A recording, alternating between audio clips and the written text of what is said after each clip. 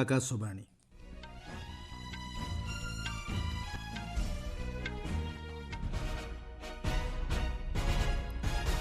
ସମ୍ବାଦ ପଢ଼ୁଛନ୍ତି Satyabrata Behura. Doctor B R ଆମ୍ବେଦକରଙ୍କ 68ତମ ଶ୍ରାଦ୍ଧବାର୍ଷିକୀ ଅବସରରେ ଆଜି ଦେଶ ପାଳନ କରୁଛି ମହାପରିନିର୍ବାଣ ଦିବସ। ପାଠ କେବଳ ଚାକିରି କରିବା ପାଇଁ ନୁହେଁ, ବରଂ ଶିକ୍ଷିତ ହେବା ପାଇଁ ଆବଶ୍ୟକ ବୋଲି କହିଛନ୍ତି ରାଷ୍ଟ୍ରପତି ଦ୍ରୌପଦୀ ମୁର୍ମୁ। ନୂଆଦିଲ୍ଲୀର ଭାରତ ମଣ୍ଡପମ୍ଠାରେ ଆଜି ଅଷ୍ଟଲକ୍ଷ୍ମୀ ମହୋତ୍ସବ ଉଦ୍ଘାଟନ କରିବେ ପ୍ରଧାନମନ୍ତ୍ରୀ। ଭାରତୀୟ ରିଜର୍ଭ ବ୍ୟାଙ୍କ ଆଜି ଘୋଷଣା କଲା ଦ୍ୱିମାସିକ ମୁଦ୍ରାନୀତି। ଏବଂ ଆଡିଲେଡ୍ର ଓଭାଲ୍ରେ ଚାଲିଥିବା ବର୍ଡର ଗାଭାସ୍କର ଟ୍ରଫିର ଦ୍ୱିତୀୟ ଟେଷ୍ଟ ମ୍ୟାଚ୍ରେ ପ୍ରଥମେ ବ୍ୟାଟିଂ କରୁଛି ଭାରତ। ଭାରତୀୟ ସମ୍ବିଧାନର କର୍ଣ୍ଣଧାର ଭାରତରତ୍ନ ଡକ୍ଟର ବିଆର୍ ଆମ୍ବେଦକରଙ୍କ 68ତମ ଶ୍ରାଦ୍ଧବାର୍ଷିକୀ ଅବସରରେ ଆଜି ମହାପରିନିର୍ବାଣ ଦିବସ ପାଳନ କରାଯାଉଛି। ଏହି ଦିବସରେ ଦେଶ ବାବା ସାହେବ ଆମ୍ବେଦକରଙ୍କ ଶିକ୍ଷା ଏବଂ ଏକ ନ୍ୟାୟସମ୍ପନ୍ନ ସମାଜ ଗଠନ ପାଇଁ ପ୍ରତିବଦ୍ଧତାକୁ ସ୍ୱୀକାର ସ୍ୱରୂପ ଶ୍ରଦ୍ଧାସୁମନ ଅର୍ପଣ କରୁଛି। ଦେଶ ନିର୍ମାଣରେ ଡକ୍ଟର ଆମ୍ବେଦକରଙ୍କ ଅବଦାନକୁ ଗୁରୁତ୍ୱ ଦେଇ ସମଗ୍ର ଦେଶରେ ଆଜି ବିଭିନ୍ନ କାର୍ଯ୍ୟକ୍ରମ ଆୟୋଜନ କରାଯାଇଛି। ଉପରାଷ୍ଟ୍ରପତି ଜଗଦୀପ ଧଙ୍କଡ଼, ପ୍ରଧାନମନ୍ତ୍ରୀ ନରେନ୍ଦ୍ର ମୋଦି, ଲୋକସଭା ବାଚସ୍ପତି ଓମ୍ ବିର୍ଲା ନୂଆଦିଲ୍ଲୀସ୍ଥିତ ସଂସଦ ଭବନ ପରିସରରେ ଥିବା ପ୍ରେରଣା ସ୍ଥଳରେ ଡକ୍ଟର ଆମ୍ବେଦକରଙ୍କୁ ଶ୍ରଦ୍ଧାଞ୍ଜଳି ଅର୍ପଣ କରିଛନ୍ତି। ପୂର୍ବତନ ରାଷ୍ଟ୍ରପତି ରାମନାଥ କୋବିନ୍ଦ, କଂଗ୍ରେସ ଅଧ୍ୟକ୍ଷ ମଲ୍ଲିକାର୍ଜୁନ ଖଡ଼ଗେ, ସାଂସଦଗଣ ଏବଂ ବହୁ ବିଶିଷ୍ଟ ବ୍ୟକ୍ତି ପ୍ରେରଣାସ୍ଥଳରେ ଡକ୍ଟର ଆମ୍ବେଦକରଙ୍କ ପ୍ରତିମୂର୍ତ୍ତିରେ ପୁଷ୍ପମାଲ୍ୟ ଅର୍ପଣ କରିଛନ୍ତି। ଏକ ସାମାଜିକ ଗଣମାଧ୍ୟମ ପୋଷ୍ଟରେ ମୁମ୍ବାଇର ଚୈତ୍ୟଭୂମିକୁ ଗସ୍ତ ସମୟର ଫଟୋ ସେୟାର କରି ପ୍ରଧାନମନ୍ତ୍ରୀ ଡକ୍ଟର ଆମ୍ବେଦକରଙ୍କୁ ନ୍ୟାୟର ପ୍ରତୀକ ବୋଲି ବର୍ଣ୍ଣନା କରିଛନ୍ତି। ସମାନତା ଏବଂ ମାନବିକ ମର୍ଯ୍ୟାଦା ପାଇଁ ଡକ୍ଟର ଆମ୍ବେଦକରଙ୍କ ଅକ୍ଳାନ୍ତ ସଂଗ୍ରାମ ପରବର୍ତ୍ତୀ ପିଢ଼ିକୁ ପ୍ରେରଣା ଯୋଗାଇଛି ବୋଲି ଶ୍ରୀ ମୋଦି କହିଛନ୍ତି। ପ୍ରଧାନମନ୍ତ୍ରୀ ଏହି ଅବସରରେ ତାଙ୍କ ସ୍ୱପ୍ନକୁ ସାକାର କରିବା ପାଇଁ ପ୍ରତିବଦ୍ଧ ହେବାକୁ ଆହ୍ୱାନ ଦେଇଛନ୍ତି। ଡକ୍ଟର ଆମ୍ବେଦକର ଏକଧାରରେ ଜଣେ ଆଇନଜୀବୀ, ଅର୍ଥନୀତିଜ୍ଞ ଏବଂ ସମାଜ ସଂସ୍କାରକ ଥିଲେ। ସେ ଜାତିଭିତ୍ତିକ ଭେଦଭାବକୁ ଦୂର କରି ସମାନତା ଆଣିବା ପାଇଁ ନିଜ ଜୀବନ ଉତ୍ସର୍ଗ କରିଥିଲେ। 1990 ମସିହାରେ ମରଣୋତ୍ତର ଭାବେ ବାବା ସାହେବଙ୍କୁ ଭାରତରତ୍ନ ପ୍ରଦାନ କରାଯାଇଥିଲା। ପାଠ କେବଳ ଚାକିରି କରିବା ପାଇଁ ନୁହେଁ, ବରଂ ଶିକ୍ଷିତ ହେବା ପାଇଁ ଆବଶ୍ୟକ ବୋଲି ରାଷ୍ଟ୍ରପତି ଦ୍ରୌପଦୀ ମୁର୍ମୁ କହିଛନ୍ତି। ରାଷ୍ଟ୍ରପତି ଆଜି 2 ଦିନିଆ ମୟୂରଭଞ୍ଜ ଗସ୍ତରେ ଯାଇ ଉପରବେଡ଼ା ଉଚ୍ଚ ପ୍ରାଥମିକ ବିଦ୍ୟାଳୟର ଛାତ୍ରଛାତ୍ରୀ ଓ ଶିକ୍ଷକ ଶିକ୍ଷୟିତ୍ରୀଙ୍କ ସହ ଭାବ ବିନିମୟ କରିଛନ୍ତି। ଏହି ଅବସରରେ ରାଷ୍ଟ୍ରପତି ଛାତ୍ରଛାତ୍ରୀମାନଙ୍କୁ ମନ ଦେଇ ପାଠ ପଢ଼ିବା ସହ ମଣିଷ ପରି ମଣିଷଟିଏ ହେବାକୁ ପରାମର୍ଶ ଦେଇଛନ୍ତି। ସେ କହିଛନ୍ତି, ଆଜିର ଯୁଗରେ ପାଠ ପଢ଼ିବାକୁ ନେଇ ଅନେକ ସୁବିଧା ସୁଯୋଗ ରହିଛି। ପିଲାମାନେ ଏହି ସବୁର ଲାଭ ଉଠାଇବା ଦରକାର। ରାଷ୍ଟ୍ରପତି ଏକତ୍ରିତ ହେବା ଉପରେ ଗୁରୁତ୍ୱାରୋପ କରିଛନ୍ତି। ସେ କହିଛନ୍ତି, ଏକତା ହିଁ ବଳ। ଲୋକମାନେ ଏକତ୍ରିତ ହେଲେ ଅନେକ ସମସ୍ୟାର ସମାଧାନ ହୋଇପାରିବ। ରାଷ୍ଟ୍ରପତି ଆଜି ସକାଳେ ଭୁବନେଶ୍ୱରଠାରେ ସମ୍ବିଧାନ ପ୍ରଣେତା ଡକ୍ଟର ବିଆର୍ ଆମ୍ବେଦକରଙ୍କ ପୁଣ୍ୟତିଥିରେ ଏଜି ଛକରେ ଥିବା ଡକ୍ଟର ଆମ୍ବେଦକରଙ୍କ ପ୍ରତିମୂର୍ତ୍ତିରେ ପୁଷ୍ପମାଲ୍ୟ ଅର୍ପଣ କରିଥିଲେ। ଏହି କାର୍ଯ୍ୟକ୍ରମରେ ରାଷ୍ଟ୍ରପତିଙ୍କ ସହ ରାଜ୍ୟପାଳ ରଘୁବର ଦାସ ଓ ମୁଖ୍ୟମନ୍ତ୍ରୀ ମୋହନ ଚରଣ ମାଝୀ ମଧ୍ୟ ଉପସ୍ଥିତ ଥିଲେ। ରାଷ୍ଟ୍ରପତି ଆସନ୍ତାକାଲି ମୟୂରଭଞ୍ଜରେ ବାଙ୍ଗିରିପୋଷି ଗୋରୁ ମହିଷାଣୀ, ବୁରୁମରା ଚକୁଳିଆ ଏବଂ ବାଦାମପାହାଡ଼ କେନ୍ଦୁଝରଗଡ଼ ରେଳ ଲାଇନ୍, ଆଦିବାସୀ ଗବେଷଣା ଓ ବିକାଶ କେନ୍ଦ୍ର, ଦାଣ୍ଡବୋସ୍ ଏୟାର ଷ୍ଟ୍ରିପ୍ ଏବଂ ରାଇରଙ୍ଗପୁର ଉପଖଣ୍ଡ ଚିକିତ୍ସାଳୟ ସମେତ ବିଭିନ୍ନ ପ୍ରକଳ୍ପର ଶିଳାନ୍ୟାସ ଏବଂ ଉଦ୍ଘାଟନ କରିବାର କାର୍ଯ୍ୟକ୍ରମ ରହିଛି। ପ୍ରଧାନମନ୍ତ୍ରୀ ନରେନ୍ଦ୍ର ମୋଦି ଆଜି ନୂଆଦିଲ୍ଲୀର ଭାରତ ମଣ୍ଡପମ୍ଠାରେ ଅଷ୍ଟଲକ୍ଷ୍ମୀ ମହୋତ୍ସବ ଉଦ୍ଘାଟନ କରିବେ। 3 ଦିନ ଧରି ଚାଲିବାକୁ ଥିବା ଏହି ମହୋତ୍ସବରେ ଉତ୍ତର ପୂର୍ବାଞ୍ଚଳର ସମସ୍ତ 8ଟି ରାଜ୍ୟର ସଂସ୍କୃତି, ବୟନଶିଳ୍ପ, କାରିଗରୀ, ହସ୍ତଶିଳ୍ପ, ପର୍ଯ୍ୟଟନ ସୁଯୋଗ ଏବଂ ଅନନ୍ୟ ଉତ୍ପାଦ ପ୍ରଦର୍ଶିତ ହେବ। ଏଥିରେ ଭାଗ ନେବାକୁ ଥିବା 8ଟି ରାଜ୍ୟ ହେଉଛି ଅରୁଣାଚଳ ପ୍ରଦେଶ, ଆସାମ, ମଣିପୁର, ମେଘାଳୟ, ମିଜୋରାମ, ନାଗାଲାଣ୍ଡ, ସିକ୍କିମ ଓ ତ୍ରିପୁରା।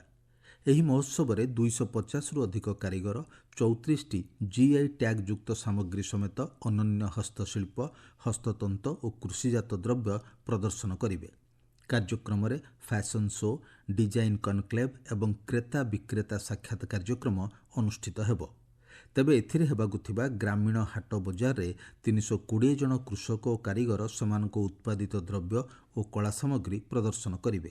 ଏହି ମହୋତ୍ସବ ଉତ୍ତର ପୂର୍ବାଞ୍ଚଳର କାରିଗର, ହସ୍ତଶିଳ୍ପ, ବୁଣାକାର ଓ ଉଦ୍ୟୋଗୀଙ୍କ ପାଇଁ ନୂତନ ସୁଯୋଗ ସୃଷ୍ଟି କରିବ ବୋଲି ଆଶା କରାଯାଉଛି। ଆପଣମାନେ ସମ୍ବାଦ ଶୁଣୁଛନ୍ତି ଆକାଶବାଣୀରୁ।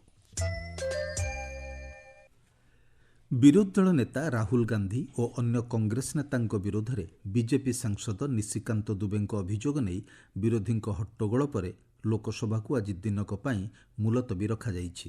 ଆଜି ଶୂନ୍ୟକାଳରେ ଶ୍ରୀ ଦୁବେ ଗତକାଲିର ଅଭିଯୋଗକୁ ପୁଣି ଉପସ୍ଥାପନ କରି କଂଗ୍ରେସ ଭାରତର ବିକାଶ କାର୍ଯ୍ୟରେ ବାଧା ସୃଷ୍ଟି କରୁଛି ବୋଲି କହିଥିଲେ। ବିଜେପି ସାଂସଦଙ୍କୁ କହିବା ପାଇଁ ଅନୁମତି ମିଳିବା ପରେ କଂଗ୍ରେସ ନେତୃତ୍ୱାଧୀନ ବିରୋଧୀ ଦଳଗୁଡ଼ିକ ଗୃହରେ ହଟ୍ଟଗୋଳ ସୃଷ୍ଟି କରିଥିଲେ। ଆଜି ଲୋକସଭାର କାର୍ଯ୍ୟ ଆରମ୍ଭ ହେବା ମାତ୍ରେ କଂଗ୍ରେସ ସମେତ ଅନ୍ୟ ବିରୋଧୀ ଦଳଗୁଡ଼ିକ ହଟ୍ଟଗୋଳ ସୃଷ୍ଟି କରିଥିଲେ। ବାଚସ୍ପତି ଓମ୍ ବିର୍ଲା ସଦସ୍ୟମାନଙ୍କୁ ପ୍ରଶ୍ନକାଳ ଆରମ୍ଭ କରିବା ଲାଗି ଅନୁରୋଧ କରିଥିଲେ ମଧ୍ୟ ସେମାନେ ସେଥିପ୍ରତି ଧ୍ୟାନ ଦେଇନଥିଲେ। ଫଳରେ ଶ୍ରୀ ବିର୍ଲା ପ୍ରଥମ ପର୍ଯ୍ୟାୟରେ ଲୋକସଭାକୁ ମଧ୍ୟାହ୍ନ 12ଟା ପର୍ଯ୍ୟନ୍ତ ମୁଲତବୀ ରଖିଥିଲେ। ଗତକାଲି ରାଜ୍ୟସଭା କୋଠରୀରୁ ଏକ ନୋଟ୍ ବିଡ଼ା ଜବତ ହୋଇଥିଲା। ଗତକାଲି ଗୃହ ମୁଲତବୀ ହେବା ପରେ ଯାଞ୍ଚ ସମୟରେ ଏହି ନୋଟ୍ ବିଡ଼ା ଜବତ କରାଯାଇଥିଲା। ଆଜି ସକାଳେ ଗୃହ କାର୍ଯ୍ୟ ଆରମ୍ଭ ହେବା ପରେ ରାଜ୍ୟସଭା ଅଧ୍ୟକ୍ଷ ଜଗଦୀପ ଧଙ୍କଡ଼ ଏ ସମ୍ପର୍କରେ ସୂଚନା ଦେଇ କହିଛନ୍ତି, କଂଗ୍ରେସ ସାଂସଦ ଅଭିଷେକ ମନୁ ସିଂଘଭିଙ୍କୁ ଦିଆଯାଇଥିବା 222 ନମ୍ବର ଆସନରୁ ଏହି ନୋଟ୍ ବିଡ଼ା ସୁରକ୍ଷା ଅଧିକାରୀମାନେ ଜବତ କରିଛନ୍ତି। ସେ କହିଛନ୍ତି ଏହି ଘଟଣା ତାଙ୍କ ଦୃଷ୍ଟିକୁ ଅଣାଯାଇଛି ଏବଂ ଘଟଣାର ତଦନ୍ତ ଚାଲିଛି। ସଂସଦୀୟ ବ୍ୟାପାର ମନ୍ତ୍ରୀ କିରଣ ରିଜିଜୁ କହିଛନ୍ତି, ଏହି ଘଟଣାର ଗମ୍ଭୀର ତଦନ୍ତ ହେବା ଆବଶ୍ୟକ ଏବଂ ଏଥିରେ କେହି ଆପତ୍ତି କରିବା ଉଚିତ ନୁହେଁ। ଗୃହରେ ବିଜେପି ନେତା ଜେପି ନଡ୍ଡା କହିଛନ୍ତି, ଏହି ଘଟଣାକୁ ସମସ୍ତେ ନିନ୍ଦା କରିବା ଉଚିତ, କାରଣ ଏହା ରାଜ୍ୟସଭାର ମର୍ଯ୍ୟାଦା କ୍ଷୁର୍ଣ୍ଣ କରିଛି। ବିରୋଧୀ ଦଳ ନେତା ମଲ୍ଲିକାର୍ଜୁନ ଖଡ଼ଗେ କହିଛନ୍ତି, ଏହି ଘଟଣାରେ ତଦନ୍ତ କରାଗଲେ ତାଙ୍କ ଦଳର କୌଣସି ଆପତ୍ତି ନାହିଁ। ତଦନ୍ତ ପରେ ହିଁ କୌଣସି ସିଦ୍ଧାନ୍ତରେ ପହଞ୍ଚି ହେବ ବୋଲି ସେ କହିଛନ୍ତି। ଭାରତୀୟ ରିଜର୍ଭ ବ୍ୟାଙ୍କ ଏକାଦଶ ଥର ପାଇଁ ରେପୋ ରେଟ୍ ଅପରିବର୍ତ୍ତିତ ରଖିଛନ୍ତି। ଆଜି 4-2 ସଂଖ୍ୟାଗରିଷ୍ଠତା ଭିତ୍ତିରେ ରିଜର୍ଭ ବ୍ୟାଙ୍କ ଏହି ନିଷ୍ପତ୍ତି ଗ୍ରହଣ କରିଛି। ପୂର୍ବ ଭଳି ରେପୋ ରେଟ୍ 6.5% ରହିଛି। ଫଳରେ ଷ୍ଟାଣ୍ଡିଂ ଡିପୋଜିଟ୍ ଫ୍ୟାସିଲିଟି ଏସ୍ଡିଏଫ୍ ହାର 6.25 ଏବଂ ମାର୍ଜିନାଲ ଷ୍ଟାଣ୍ଡିଂ ଫ୍ୟାସିଲିଟି ଏମ୍ଏସ୍ଏଫ୍ ହାର 6.75% ରହିଛି। ଗତ 2023 ମସିହା ଫେବୃଆରୀ ଠାରୁ ରିଜର୍ଭ ବ୍ୟାଙ୍କ ସୁଧ ହାର ଉପରେ ସ୍ଥିତାବସ୍ଥା ବଜାୟ ରଖିଛି। ବିକଶିତ ଭାରତ କୁଇଜ୍ ପ୍ରତିଯୋଗିତାରେ ଅଂଶଗ୍ରହଣ କରିବା ସମୟସୀମାକୁ ଚଳିତ ମାସ 10 ତାରିଖ ପର୍ଯ୍ୟନ୍ତ ବୃଦ୍ଧି କରାଯାଇଛି। କେନ୍ଦ୍ର ଯୁବ ବ୍ୟାପାର ଓ କ୍ରୀଡ଼ା ମନ୍ତ୍ରୀ ଡକ୍ଟର ମନସୁଖ ମାଣ୍ଡବ୍ୟ ଏହି ବିଷୟ ଘୋଷଣା କରିଛନ୍ତି। ପୂର୍ବରୁ ଏହାର ଶେଷ ତାରିଖ ଡିସେମ୍ବର 5 ଥିଲା। ମାଇ ଭାରତ ପ୍ଲାଟଫର୍ମରେ ପ୍ରତିଯୋଗୀମାନେ ଏହି କୁଇଜ୍ରେ ଭାଗ ନେଇପାରିବେ। 15ରୁ 29 ବର୍ଷ ବୟସର ଯୁବଗୋଷ୍ଠୀ ବିକଶିତ ଭାରତ କୁଇଜ୍ରେ ଭାଗ ନେବା ସହ ନିଜ ଚିନ୍ତାଧାରା ବ୍ୟକ୍ତ କରିପାରିବେ।